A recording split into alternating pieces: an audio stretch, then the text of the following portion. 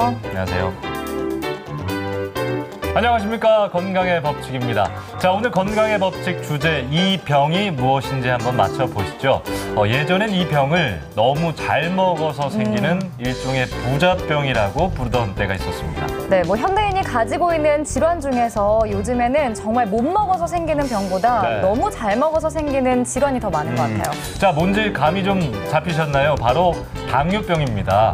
당뇨병의 세계적인 통계를 좀 보면 선진국보다는 상대적으로 후진국에서 더 많이 발생한다고 하네요. 그리고 또 다르게 좀 해석을 해보면 당뇨 환자가 정말 전 세계적으로 어디나 많다는 얘기겠죠. 네. 자, 당뇨병 환자가 점점 늘고 있습니다. 이 당뇨병 왜 생기는지 그리고 어떤 관리가 필요한지 꼼꼼하게 체크해드리겠습니다. 당뇨병이 걱정이신 분들은 끝까지 함께해 주십시오.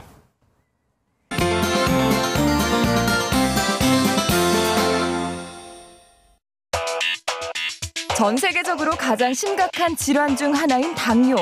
세계보건기구 WHO가 올 4월에 발표한 세계 당뇨병에 관한 보고서를 보면 세계 당뇨 환자는 1980년 이후 4배 가까이 증가해 2014년에는 4억 2천만 명에 달하고 있는데요.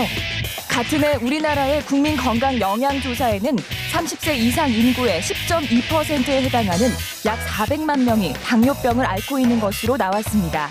뿐만 아니라 앞으로 당뇨병에 걸릴 위험이 있는 인구는 무려 1,000만 명에 이른다고 밝혔는데요. 당뇨병이 진짜 무서운 이유는 바로 심각한 합병증을 일으키기 때문이죠. 이 때문에 당뇨병은 평소 생활 습관을 통한 관리가 그 어떤 질환보다 중요합니다. 잠시 후에 당뇨를 관리하는 방법에 대해 자세하게 알아보겠습니다.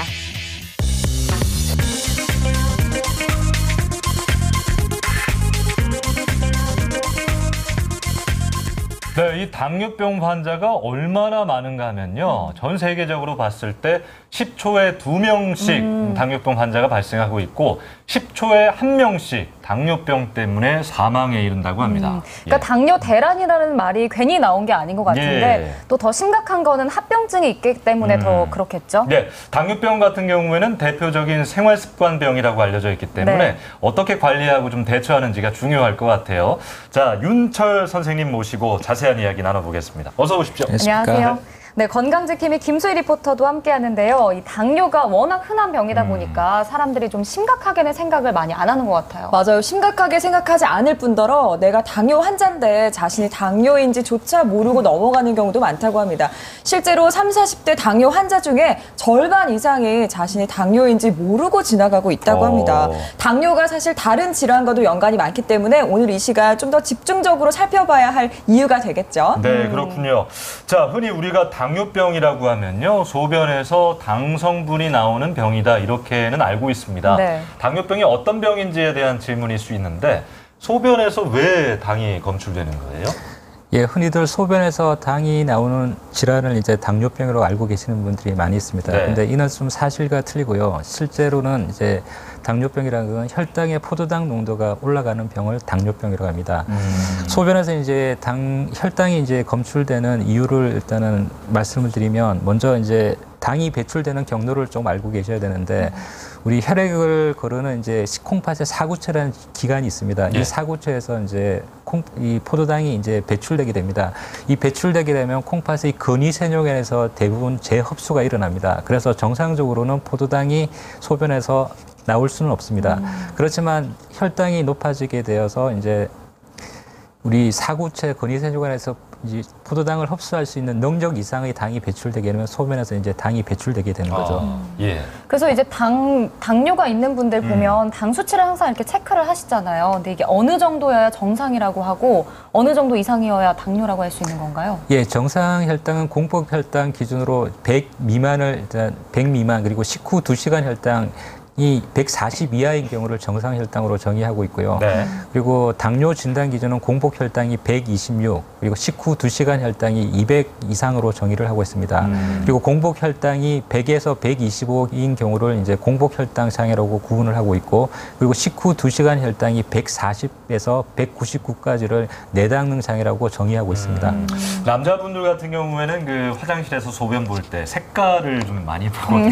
근데 가끔 처음 보는 색깔이 나올 때가 있어요. 좀 많이 노랗거나 그런데 당이 나오게 되면 색깔도 좀 변화하고 그렇습니까? 어떻습니까? 뭐 혈당 자체는 이제 소변에서 당이 보인다가지고 예. 소변색이 이상하다든지 이렇지는 않습니다.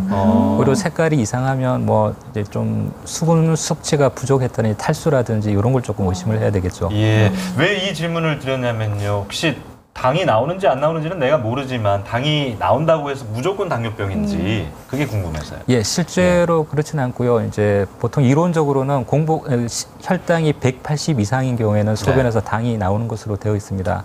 그렇다면 이제 당뇨 환자이지만 126에서 뭐 180 사이의 당뇨 환자들은 당이 있어도 소변에서 당이 검출이 되지 않겠죠. 그렇지만 반대의 경우도 있는데 이제 당뇨가 아닌데도 불구하고 이제 소변에서 당이 보이는 경우는 고령이라든지 스트레스를 심하게 받았다든지 안 그러면 운동을 심하게 했다든지 신장 질환이 있을 경우에는 정상적이라도 이제 소변에서 당이 나올 수가 있습니다. 네. 그리고 또 당뇨가 있으면 갈증이 나기 때문에 물을 많이 마시게 된다고 하더라고요. 근데 이게 좀 초반에 나타나는 증상인지 아니면 어느 정도 좀 진행이 되고 나서 나타나는 건지 궁금한데 어떤가요? 당뇨의 초기에는 거의 정상이 없는 것으로 되어 있습니다.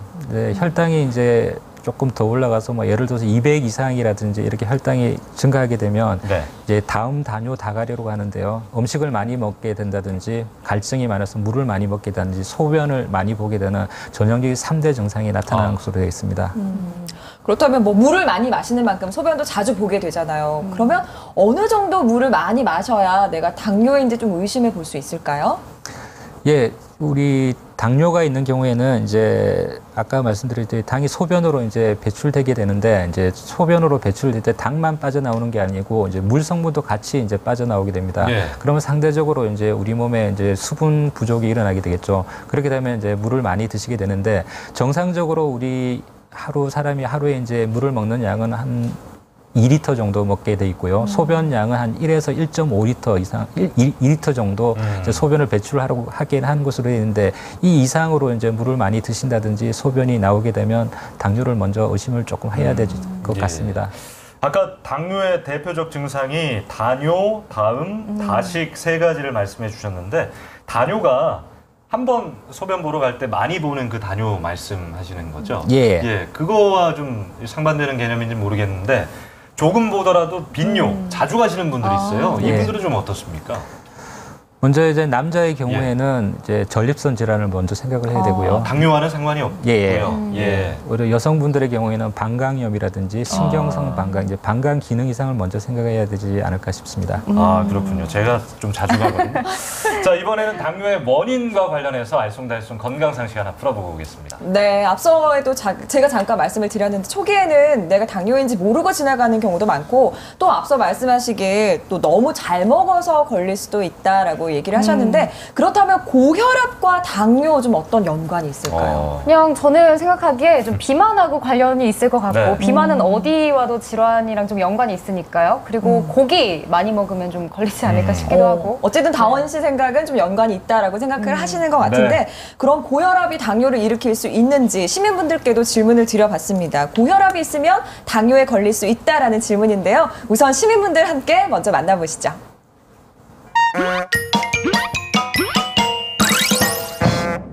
고혈압이 있으면 당뇨에 걸릴 수 있다. 맞으면 O 틀리면 X. 정답은 O 들어주셨습니다. 예, 아무래도 운동 부족으로 당뇨하고 혈압이 오지 않을까 그렇게 생각합니다. 같이 고혈압이 있으면 당뇨병에 걸릴 수 있다. 자, 맞으면 O 틀리면 X. 하나 둘 셋. X 들어주셨어요. 저희 아버지가 혈압이 그렇게 안 높으신데 네, 당뇨병이 있으시거든요.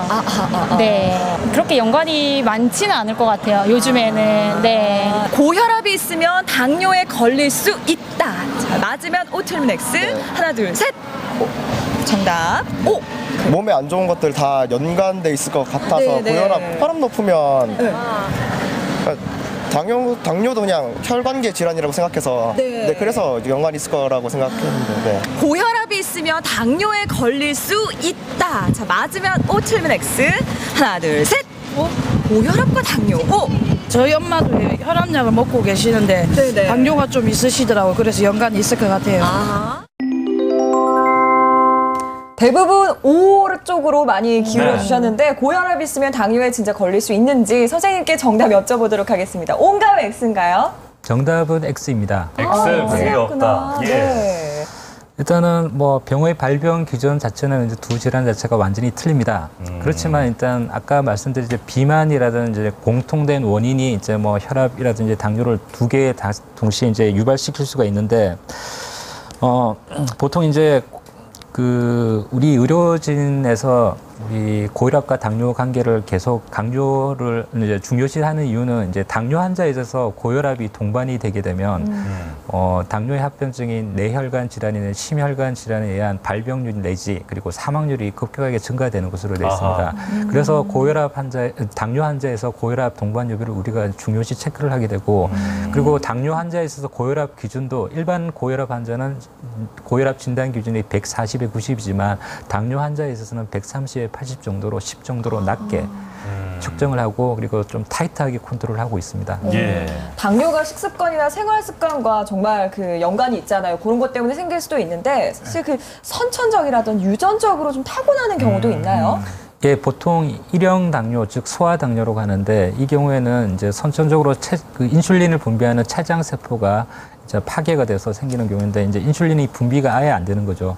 그리고 우리가 성인에서 이제 대부분 당뇨를 차지하는 성인 당뇨 그리고 제2형 당뇨라고 표현을 하는데 이것의 원인은 인슐린은 적절하게 이제 분비가 됐지만 인슐린이 이제 각 조직에서 이제 작용하는 그런 기능이 많이 떨어져 있는 경우에 생기게 됩니다. 네. 예.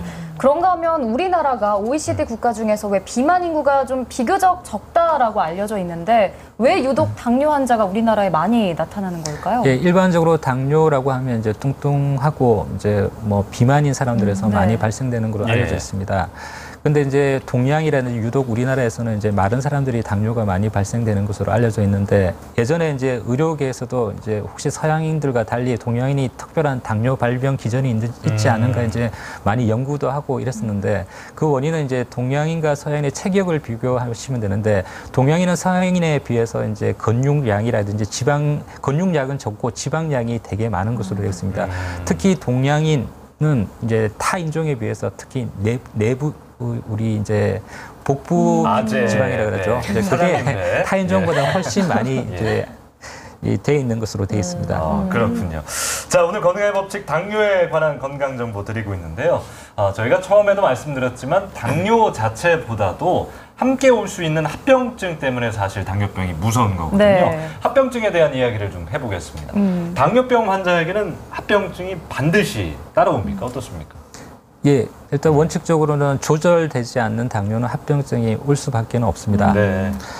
그래도 합병증에 대해서 조금 말씀드리면 합병증은 이제 급성 합병증과 만성 합병증으로 구분될 수 있는데요. 급성 합병증은 이제 당이 급격하게 조절이 안 되는 경우에 생기는데 케톤산 혈증이라든지 고삼투성 고혈당 증후군 그리고 저혈당을 들 수 있고요. 이제 만성 합병증은 이제 당뇨 자체가 오래되게 되면 우리 혈관 합병, 미세 혈관이라든지 안 그러면 신경계 쪽으로 손상을 일으키게 돼서 이제 머리부터 발끝까지 각종 단기에 이제 합병증을 유발시키는 것으로 되어 있습니다. 그리고 이러한 이제 만성 합병증 같은 경우는 이제 당뇨를 앓고 나서 한 5에서 한 15년 사이에 보통 발병하는 것으로 알려져 있습니다. 네. 당뇨 있는 분들 중에서 이제 콩팥이 안 좋아지는 경우도 있더라고요. 네. 이게 함께 좀 안 좋아지는 이유가 어떤 것들이 있나요? 예. 이제 당뇨에 동반된 이제 콩팥 합병증은 이제 당뇨 환자의 한 20에서 40% 정도에서 발생되는 것으로 알려져 있고요. 이제 만성 신부전 환자의 50%가 이 당뇨로 인한 신장 합병증으로 생기는 것으로 알려져 있습니다. 이 콩팥이 나빠지게 되는 이유는 이제 결국 당이 이제 오랫동안 지속이 되면 이제 콩팥의 미세혈관의 손상이 일어나게 됩니다. 이렇게 되면 이제 정상적으로 배출되어서는 안 되는 이제 미세 알부민이라든지 단백뇨가 배출되게 되고 이 단백뇨가 배출됨으로 해서 이제 신장의 기능을 일단 악화시키게 되는 것으로 알려져 있습니다. 그렇다면 당뇨로 인해서 콩팥이 나빠졌을 경우에는 내 콩팥이 좀 나빠지고 있구나라고 좀 초기에 느낄 만한 자각 증상이라든지 초기 증상 같은 게 있을까요? 예, 초기 증상은 전혀 없는 것으로 되어 있고요. 이 초기 이제 합병증을 알 수 있는 유일한 방법은 소변에서 이제 미세 알부민을 검출하는 방법입니다. 그래서 이제 당뇨 환자분들은 정기적으로 소변 검사를 해서 미세 알부민이 배출이 되는지 안 되는지 확인을 하셔야 됩니다. 그럼 뭐 당뇨로 인해서 콩팥에 좀 문제가 생겼을 때 점점 심해지면 어떻게 되나요? 예, 콩팥 합병증의 신장 합병증의 진행 과정을 살펴보면 이제 아까 말씀드렸지 미세혈관 손상에 의해서 이제 미세 알부민이 빠지게 되고 이제 단백뇨가 빠지게 되는데 이 단백뇨가 빠지게 되면 이제 소변에서 거품이 일어날 수도 있고 부종이 생기게 됩니다. 이렇게 이제 단백뇨가 빠지는 기간이 오래되게 되면 신장 기능에도 이제 신장 기능 자체가 떨어지게 되는데요. 이 신장 기능이 떨어지게 되면 몸에 있는 노폐물이 이제 배출이 안 되게 됩니다. 예. 이렇게 되면 이제 요독 증상이 나타나게 되는데 이제 기력이 없다든지 밥맛이 없다든지 오심, 구토, 뭐 어지러움 여러 가지 증상이 나타나게 되고 궁극적으로는 이제 투석을 돌려야 되는 시기가 이제 오는 거죠. 예. 지금까지 뭐 여러 가지 합병증 이야기해 주셨는데 여러분들도 TV나 뭐 어디에서 보셨을 거예요. 당뇨병 환자가 발이 썩어가는 좀 끔찍한 일들을 좀 보곤 하는데 예. 이거는 왜 그렇게 나타나는 겁니까?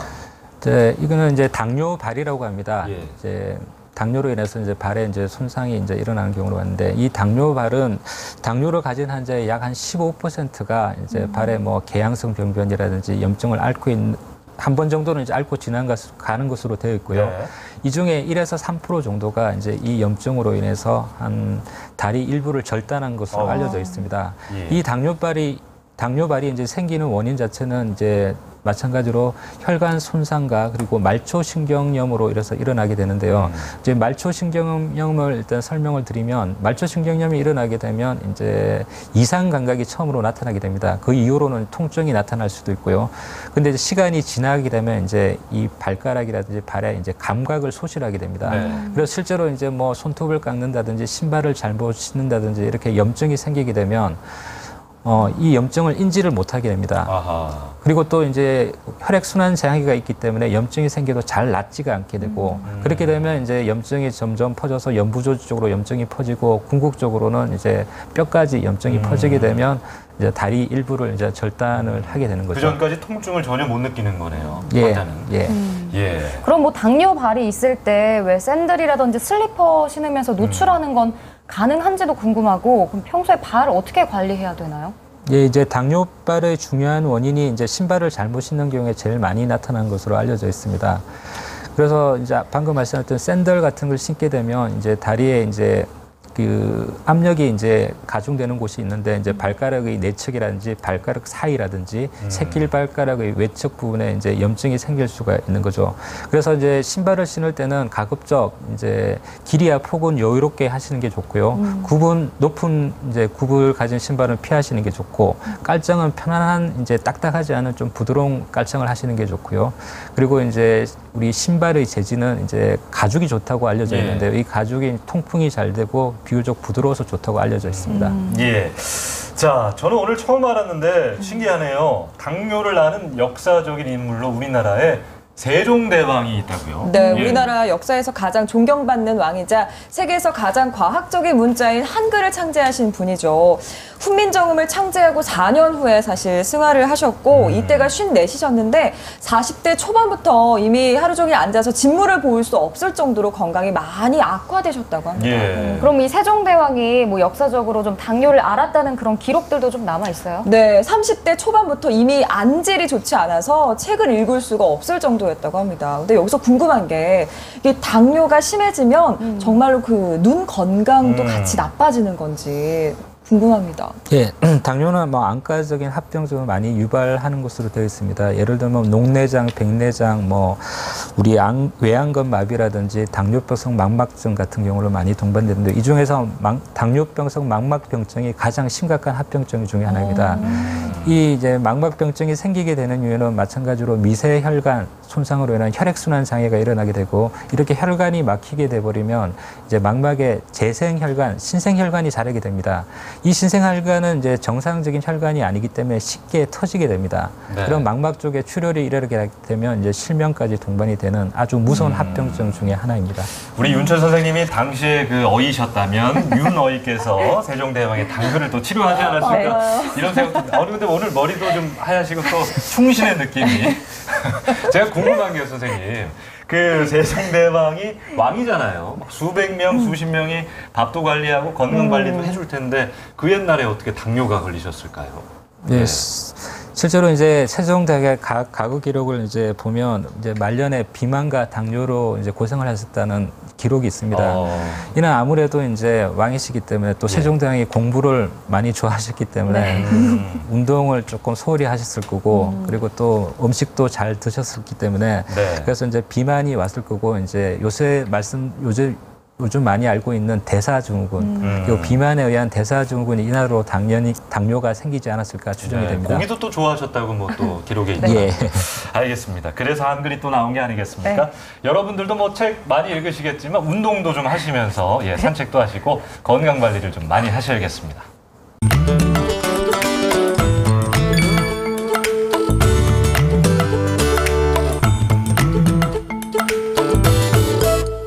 자, 건강의 법칙 오늘은 당뇨에 관한 이야기 해보고 있습니다. 두 분 다 웃으셨죠? 네. 예. 자, 오늘 당뇨는 흔히 관리를 잘하는 게 곧 치료다 이런 얘기가 있는데 관리법에 대한 이야기를 좀 해보죠. 그 평소에 당뇨 있으신 분들이 평생 동안 왜 약을 먹어야 한다 이런 얘기를 많이 들어봤잖아요. 실제로 좀 그렇게 평생 꾸준히 먹어야 하는 건가요? 예. 그 일단 우리 진료 현장에서 많이 이제 되는 부분인데 이제 당뇨로 이제 진단이 되면 저희들이 이제 환자분한테 약을 드시는 게 좋겠다고 일단 말씀을 드리게 되면 이제 환자분들이 말씀하시는 게 약을 먹으면 평생 먹어야 되기 때문에 현재로서 먹기 싫다. 그리고 두 번째로 이제 약이 부작용이 심하다. 그래서 약을 먹지 않겠다. 이렇게 이제 말씀하시는 분들이 많습니다. 그러면 실제로는 그렇지는 않고요. 일단은 그러한 이유는 첫 번째로 이제 우리 여러 가지 의학 논문에도 나와 있지만 당뇨병을 조기에 진단해서 치료하는 것이 이제 합병증을 예방시켜 준다라는 이제 보고들이 많이 돼 있고요. 두 번째로 이제 비교적 초기에 이제 약을 복용해서 당을 치료를 하게 되면 정상 혈당으로 그만큼 떨어질 확률이 높아지게 되고 실제 약을 끊게 되더라도 이제 운동과 식이요법만으로 당이 잘 조절되는 경우가 많습니다. 그 다음으로 이제 요즘 나오는 당뇨약들은 일단은 뭐 부작용도 물론 있지만 뭐 예를 들어서 살을 빼게 한다든지 심장을 보호한다든지 콩팥을 보호한다든지 여러 가지 이제 득이 되는 이제 효과들이 많기 때문에 실제로 약을 쓰게 되면 독이 1이라고 한다 그러면 우리가 얻는 이득은 한 10% 이렇게 생각을 하시면 되겠습니다. 예, 약도 약이지만 그 인슐린 주사 있잖아요. 뭐 주변에 당뇨병 환자 가족이 있는 분들은 뭐 다들 잘 아시겠지만 이게 너무 심각했을 때 맞는 거 아닌가, 좀 위험한 거 아닌가, 뭐 이런 오해도 갖고 계시거든요. 어떨 때 좀 맞는 겁니까? 예, 인슐린도 뭐 당뇨 치료에서 가장 중요한 방법 중에 하나입니다. 이제 1형 당뇨인 경우에는 어차피 인슐린이 분비가 되지 않기 때문에 이제 인슐린을 꼭 맞으셔야 되고요. 2형 당뇨인 같은 경우에는 우리가 이제 당뇨약을 쓰고 약을 써도 이제 고용량으로 써도 조절이 안 된다든지 또 약을 오래 쓰게 되면 내성이 생길 수가 있습니다. 이렇게 내성이 생기게 되면 궁극적으로 인슐린 치료가 필요한 이제 경우가 생기게 됩니다. 이렇게 필요한 경우가 생겼을 때 이제 우리 환자분들은 우리나라 분들은 인슐린에 대한 인식이 되게 안 좋은 경우가 많습니다. 무서워요. 자기가 또 놓고 막 이러니까. 그래서 실제로 환자분들과 대화를 하면 절대로라는 표현을 많습니다. 절대로 안 맞겠다. 그래서 이제 이 인식이 좀 개선이 돼야 될 것 같은데 뭐 어차피 인슐린 자체는 이제 본인이 직접 주사를 맞아야 되는 어떤 부담감과 그리고 이제 뭐 하루에 여러 번 맞는 분들도 있고요. 이런 것 때문에 이제 맞기 싫어하시는 분들이 많은데 최근에는 이제 인슐린 주사가 뭐 일주일에 한 번씩 맞는다든지 여러 가지 치료적인 이제 개선된 방법이 나오고 있기 때문에 향후에는 좀 인식이 개선되지 않을까 생각됩니다. 그랬으면 좋겠네요. 꼭 필요한 거니까요. 자, 당뇨일 때 가장 힘든 게 또 음식 조절인데요. 알쏭달쏭 건강상식으로 이 음식 조절 어떻게 해야 되는지 확인을 좀 해보겠습니다. 네, 당뇨일 때는 당이 적은 음식을 먹어야 된다는 이야기 다들 들어보셨죠? 맞아요. 그래서 그 설탕보다는 다른 걸로 좀 이렇게 단맛을 내고 과일도 당분이 많으니까 좀 적게 먹으라 이런 얘기를 좀 들어봤어요. 저도 이렇게 들었었는데 그래서 준비한 질문입니다. 당뇨일 때 설탕을 먹으면 안 된다라는 질문 시민분들께 드려봤거든요. 함께 만나보시죠.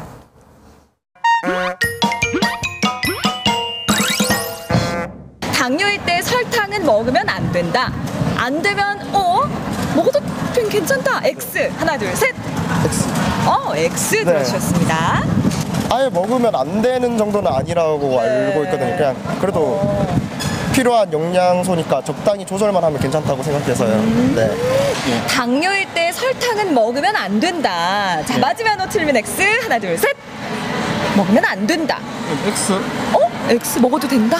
당분이 몸에 어느 정도는 필요하지 않을까 네. 싶어서 X 들었어요. 먹으면 안 된다니까 안 되면 O. 먹어도 된다. X. 하나, 둘, 셋. X. 이게 혈당이 조절이 안 됐을 때는 어느 정도 당을 드셔야 되는 걸로 알고 있거든요. 네. 그래서 당뇨일 때 설탕은 먹으면 안 된다. 맞으면 O, 틀리면 X. 하나, 둘, 셋. 설탕을 먹으면 O? 안 된다. 안 된다. O 들어주셨어요. 그거를 이제 뭐 설탕이 아니라 과일이나 이런 걸로 섭취를 하는 게 나을 것 같아요. 아, 그러니까 자연적인 네. 이렇게 약간 단맛. 네. 당뇨일 때는 설탕을 먹으면 안 된다. 뭐 여러 가지 의견이 나왔는데요. 선생님 정답은 무엇인가요? 예, 당뇨 환자에 있어서 설탕을 먹어도 안 된다는 뭐 그런 말은 없습니다. 설탕을 드셔도 됩니다. 이제 다만 이제 주의점이 있는데 설탕을 단독으로 먹기보다는 뭐 이렇게 식사나 간식의 일부로 일단 드시는 게 조금 도움이 됐고 양 자체가 일단 많이 드시는 거는 당연히 그건 안 되는 것입니다. 양이 중요하다. 그리고 설탕에는 일단은 당분 말고 다른 영양가가 거의 없습니다. 그리고 설탕을 먹게 되면 이제 당이 이제 몸속에 흡수가 되는데 이는 이제 칼로리로 변화가 되거든요. 네. 그래서 설탕을 어느 정도 좀 많이 드셨다 싶으면 우리 당뇨 환자들은 이 오버 칼로리, 그러니까 칼로리가 가행 들어가는 게 안 되기 때문에 예를 들어서 뭐 식사 양을 줄인다든지 다른 걸 조금 적게 먹음으로써 칼로리를 맞춰주시면 되겠습니다. 알겠습니다. 그렇다면 원래 당분이 많은 과일은 좀 어떻게 먹는 것이 좋을까요? 또 좀 제한을 해야 되는지 아니면 그냥 먹어도 되는지. 예, 과일의 이제 먼저 영양학적인 측면을 좀 보셔야 되는데요. 네. 이제 과일은 또 장단점이 있습니다. 이제 뭐 당뇨에 있어서 이제 단점을 먼저 보면 이제 그 과일에는 당 성분이 많이 들어가 있습니다. 그래서 당뇨 환자분들은 많이 드시는 건 별로 도움이 안 되겠죠. 그렇지만 이제 장점을 보면 과일에는 이제 다른 곳에 이제 뭐 당이 들어가 있지만 이제 비타민이라든지 무기질, 섬유소 같은 이제 필수 성분들이 이제 들어가 있기 때문에 당뇨 환자들은 또 도움이 될 수도 있습니다. 그래서 이 장점과 단점을 혼용해서 이제 적절하게 드시는 양이 중요합니다. 그래서 예를 들어서 양을 조금 말씀을 드리면 사과 같은 경우에는 3분의 1개 정도, 3분의 1개 정도가 적당하고요. 참외나 오렌지 같은 경우는 반 개 정도, 그리고 수박 같은 경우는 큰 조각 하나, 그리고 딸기 같은 경우에는 10개 정도가 적당하다고 알려져 있고요. 그다음에 그 포도 같은 경우에는 19알 정도. 19. 혹시 이제 과일 주스를 드시게 된다 그러면 반컵 정도가 하루 권장량으로 되어 있습니다. 생각보다는 좀 먹어도 되네요. 딸기 10개 저는 보통 때도 잘 못 먹는데. 예, 뭐 사람마다 좀 다르겠지만. 근데 어떤 과일은 조금 당이 낮아서 많이 먹어도 되고 뭐 그런 건 없습니까? 일단은 이제 우리가 먹는 음식은 혈당 지수라는 게 있습니다. 이제 음식을 먹게 되면 일단 혈당이 어느 정도 올라가는 거를 지수를 날 측정된 게 있는데 이제 뭐 예를 들어서 수박 같은 경우는 조금 높게 나오고요. 사과라든지 다른 딸기 같은 경우는 상대적으로 조금 낮게 돼서 뭐 당뇨 환자들이 먹기에 좋다라고 말씀을 하시지만 결국 궁극적으로는 일단은 절대적인 양 자체는 많이 안 드시는 게 좋습니다. 그래서 이 양을 지금 쭉 불러주신 네. 거군요. 예, 양이 중요하다. 그러면 양이 같은 과일일 때 그냥 생으로 먹는 거랑 요즘은 갈아서 많이 먹으니까요. 갈아서 먹는 거랑 좀 차이가 많이 나나요? 예, 갈아서 먹게 되면 이제 당연히 이제 당 흡수 속도라든지 정도가 이제 높게 되기 때문에 비교적 갈아서 먹는 것보다는 생으로 먹는 게 일단 더 좋습니다. 생으로 먹는 게 좋다. 요즘 마트 가보면요, 뭐 무가당 주스, 뭐 무가당 물엿 이런 것도 굉장히 많은데 이런 것들은 좀 안심하고 많이 먹어도 되는 겁니까? 어떻습니까? 이제 무가당 뭐 주스라든지 이런 거 보면 이제 안에 우리 포도당 성분이 안 들어가 있다는 걸 의미를 하는데요. 실제로 이제 만들어진 주 성분에 일단 당 성분이 다 포함되어 있기 때문에 이것도 마찬가지로 혈당을 높이는 데 작용을 합니다. 또 저는 개인적으로 궁금한 게 이제 고기를 안 먹고는 살기가 좀 힘드니까 고기를 어느 정도로 어떻게 먹는 게 좋을지. 그냥 적게 먹으면 돼요. 궁금해요. 너무 많이 먹어서. 이 당뇨 환자분들의 식사에 있어서는 이제 저지방 식이를 보통 많이 저희들이 이제 권유를 드리는데 일단 고기를 드실 때는 일단은 비교적 갈수록 지방 성분이 적은 고기를 드시는 게 더 좋고 지방질이 있는 고기라면 지방질을 좀 걷어내고 드시는 게 좋습니다. 또 껍질도 일단 지방이 많이 포함되어 있기 때문에 껍질은 벗겨서 드시는 게 그게 좋습니다. 맛있는데. 예. 그리고 조리 방법도 이제 튀김이라든지 조림 같은 경우보다는 오히려 이제 그릴 같은 이 기름기를 빼서 만드는 이제 조리 방법으로 드시는 게 좋고요. 네. 먹는 양은 우리 손바닥보다 조금 적은 양, 60에서 한 90g 정도 되어 있는데 그 정도 드시는 게 가장 좋다고 되어 있습니다. 이게 뭐 거의 안 먹는 게 낫겠네요. 예.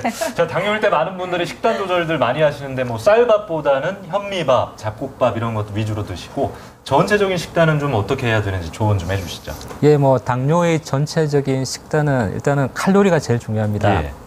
보통 이제 하루 칼로리를 정해놓고 거기에 맞춰서 이제 식사를 하는 것을 이제 권유를 드리는데 보통 이제 60kg 체중을 기준으로 한다면 하루에 한 2,000칼로리 정도가 적당하고 하고요. 이 2,000칼로리를 탄수화물과 단백질 비율을 각각 뭐 60%, 20%, 20% 정도로 이렇게 드시는 게 좋다고 돼 있고요. 방금 말씀하셨던 우리 이제 뭐 쌀밥보다는 현미 보리밥인 당뇨 환자도 좋다고 많이 알려져 있는데 그 이유는 이제 현미라든지 보리밥에는 섬유소가 많이 포함이 되어 있습니다. 이 섬유소는 일단 소장에서 포도당을 하는 걸 좀 억제시키고 콜레스테롤도 흡수를 좀 억제시켜서 그게 이제 장점이 있는 것으로 되어 있는데요.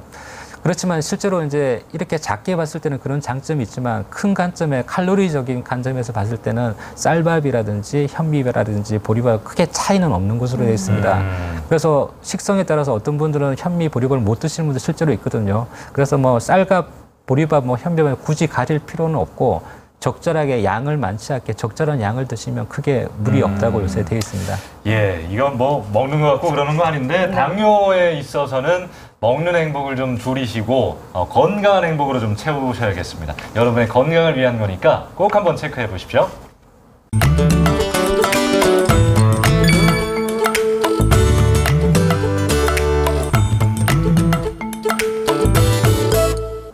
네, 오늘 건강의 법칙 당뇨에 관한 이야기 나눠봤습니다. 마지막으로 좀 조언 좀 해주실까요? 정리 말씀. 예, 뭐 진부한 내용이 될 수는 있지만 이제 당뇨 합병증 오늘 말씀을 드렸는데 이 당뇨를 이제 진단받게 되면 결국에는 조기 진단 그리고 조기에 빨리 식이요법이 됐던 운동요법이 됐던 약물요법이 됐던 조기에 빨리 적절하게 치료를 받으시는 게 향후 합병증을 예방할 수 있는 유일한 지름길이다라고 말씀을 드리고 싶습니다. 네, 자 오늘 말씀 잘 들었습니다. 고맙습니다. 네.